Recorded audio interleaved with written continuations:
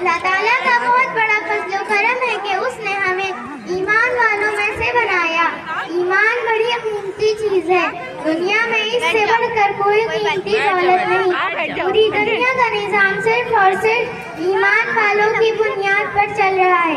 जिस दिन इस दुनिया में एक भी ईमान वाला यानी अल्लाह का नाम लेने वाला नहीं रहेगा, उस दिन अल्लाह ताला को बेटी तो खुदा की नेमत है, तुम बोझ न समझो बेटी को, बेटी तो खुदा की रहमत है, तुम बोझ न समझो बेटी को।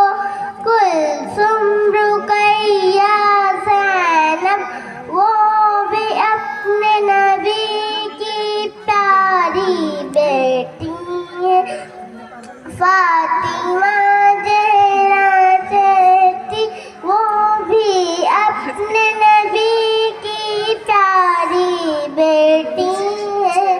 सरकार दो आलम जनाब मुफ्ती एहतिशाम साहब, आप भी तशरीफ लाइए। देखिए, टीचर्स को लोग आमतौर पर नज़रअंदाज कर देते हैं, लेकिन इन बच्चों के सलाहियतों में जो अहम किरदार होता है वो हमेशा असातिज़ा का होता है। अब मैं हाफिज़ ज़ीशान साहब से गुजारिश कर रहा हूँ, तशरीफ़ लाइए। बहुत मेहनत करते हैं और बहुत हंसमुख मुस्कुराता हुआ चेहरा। कहा जाता है कि मुस्कुराना भी इबादत है। जो शख्स हर वक्त मुस्कुरा रहा है यानी कि हर वक्त इबादत कर रहा है। आप चाहे तो तालियां बजा सकते हैं अपने उस्ताद के लिए, है ना। जिंदाबाद। ये बच्चे बड़े ज़हीन हैं, बड़े फतीन हैं, बड़े खूबसूरत हैं बहुत।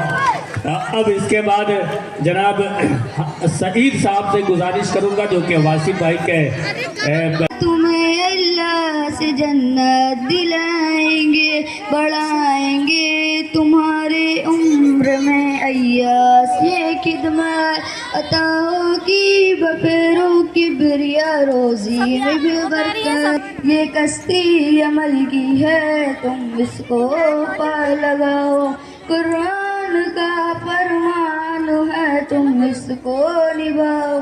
अस्सलामु अलैकुम व रहमतुल्लाहि व बरकातहू। बहुत अच्छा, बहुत अच्छा। अल्लाह ताला हम सबको माँ बाप की खिदमत की तौफीक अता फरमाए। अस्सलामु अलैकुम व रहमतुल्लाहि व बरकातहू।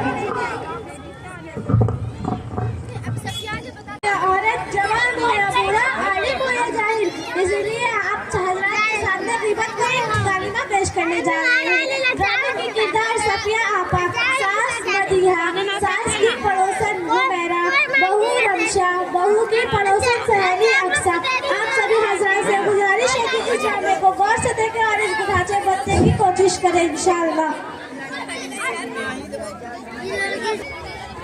सलाम वालेकुम। वालेकुम अस्सलाम। बैठो बैठो, बहुत दिन हो गया मुलाकात नहीं हुई। ये बहन कौन है? ये मेरी मेहमान बहन है, मुंबई से आई है और दीन के बारे में बहुत अच्छी मालूमात रखती है। अरे मेरे आपा जान कैसी बात कर रहे हैं? अल्लाह ताला ने आपको क्या कम दिया है, शानो आबाद कर दिया है और बेटे की भी अच्छी नौकरी है और चांद जैसी खिदमत गुजार बहू है। और क्या चाहिए? खामोश रहो, मेरा मुंह ना खुलवाओ। कैसा बेटा कैसी बहू, इनको तो बूढ़े लोगों की फिक्र ही नहीं है कि जी रहे या मर रहे, बस जल्द से जल्द छुटकारा पाना चाहते हैं। और बहू रानी के बारे में तो पूछो ही नहीं। नवाबजादी की सुबह 9 बजे होती है, न नाश्ता न चाय न पानी। ये सब बातें तो घर के बड़ों से सिखाने से आती है। लगता है इसके घर वालों ने इसे कुछ नहीं सिखाया। और पूछो नहीं, जब इसके मायके वाले आती है तो बिछी बिछी रहती है और जब हमारा कोई आता है तो ना देने के लिए हाथ बढ़ाती है, ना पकाने के लिए पैर बढ़ाती है। सर में दर्द, पेट में दर्द, तबीयत खराब है, बस नाटक शुरू हो जाता है। और खाने का तो हाल पूछो ही मत। चाय ऐसी जैसे काला कौवा, दाल ऐसी जैसे तालाब का गंदा पानी और चावल ऐसा जैसे खा के पेट में दर्द हो जाता है। अरे आपा जान, आपकी बहू सब इतना कुछ बोलती है और आप कुछ कहती क्यों नहीं? देख बहन, अब मैं बोलते बोलते तंग आ चुकी हूँ। अब कुछ बोलना भी मुश्किल है और अगर कुछ बोलूँ तो मेरे बेटे के पेट में दर्द होने लगता है, इसलिए खून के घूंट पीकर खामोश हो। अरे हुमैरा, मैं तुमको तो चाय पिलाना भूल ही गई। चलो हम बाहरी रूम में बैठकर चाय पीते हैं। ठीक है। बहुत मज़ा आने वाला है, इसका हमें यकीन है।